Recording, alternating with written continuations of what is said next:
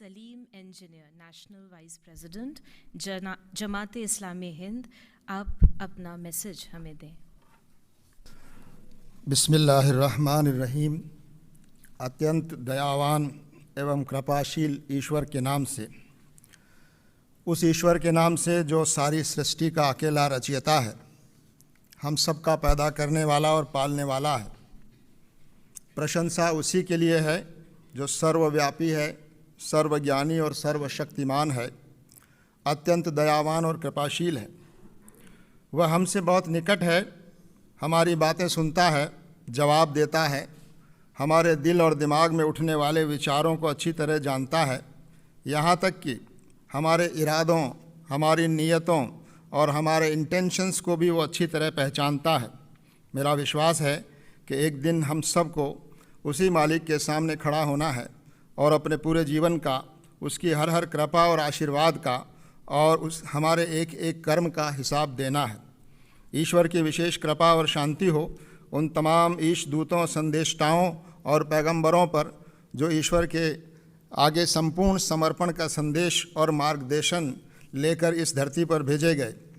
परम आदरणीय राष्ट्रपति महोदया, आज के इस अति सुंदर और गरिमामय कार्यक्रम के आयोजक, प्रजापिता ब्रह्म कुमारी ईश्वरी विश्वविद्यालय के पदाधिकारी बहनों एवं भाइयों, मंच पर उपस्थित आदरणीय धर्म गुरुओं, सभागार में मौजूद बहनों एवं भाइयों, राष्ट्रपति भवन के अधिकारी गणों, आप सभी को मेरा सलाम व आदाब।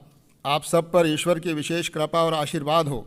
आज के सुंदर कार्यक्रम का हिस्सा बनने पर मैं अत्यंत खुशी और गर्व महसूस करते हुए ईश्वर का शुक्रिया अदा करता हूँ। इस सच्चाई को सब धर्मों और आस्थाओं के लोग स्वीकार करते हैं कि धरती पर जितने इंसान मौजूद हैं वे सब एक ही माँ बाप की संतान हैं, यानी आदम और हव्वा की संतान हैं।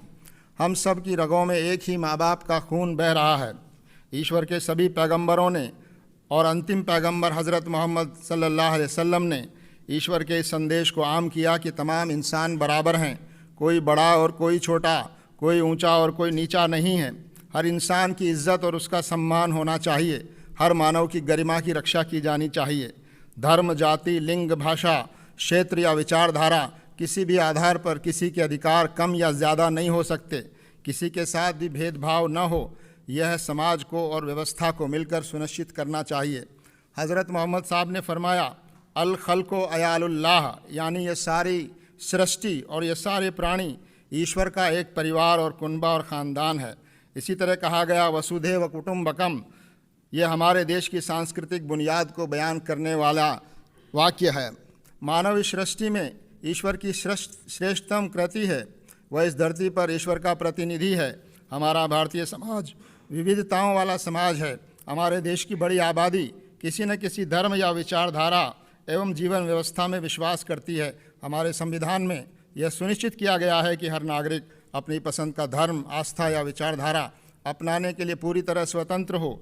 धर्म इंसानों को आपस में जोड़ता है। इंसानों को बांटने वाला, उनको नीचा और ऊंचा बनाने वाला धर्म हो ही नहीं सकता। समाज में घृणा, हिंसा और लोगों के बीच अविश्वास सच्चे धार्मिक लोगों की वजह से नहीं है, बल्कि धर्म का दुरुपयोग करने वाले कुछ स्वार्थी एवं समाज विरोधी लोगों की वजह से है। मैं इस्लाम धर्म में विश्वास करता हूँ और यहाँ उसका प्रतिनिधित्व कर रहा हूँ। मैं आपसे निवेदन करना चाहता हूँ कि इस्लाम शब्द का अर्थ है ईश्वर के आगे संपूर्ण समर्पण। इसका एक अर्थ शांति है, क्योंकि अपने सृष्टा के आगे समर्पण से ही इंसान के मन में और इस धरती पर न्याय और शांति की स्थापना हो सकती है। न्याय की स्थापना ही वास्तव में धर्म की स्थापना है और यही शांति की स्थापना की असल बुनियाद है। धर्म हमको अपने सृष्टा का परिचय कराता है, हमें उससे जोड़ता है। सच्चा धार्मिक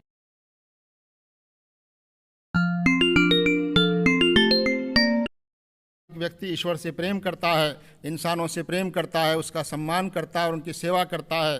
धर्म व्यक्ति को अनुशासित करता है। धर्म हमको इस बात की शिक्षा देता है कि हम अन्याय और अत्याचार से पीड़ित और कमज़ोर लोगों, चाहे वो किसी धर्म के मानने वाले हों, उनके साथ खड़े हों, उनकी मदद और सेवा के लिए आगे आएँ, उनको समाज में सम्मान दिलाने का प्रयास करें।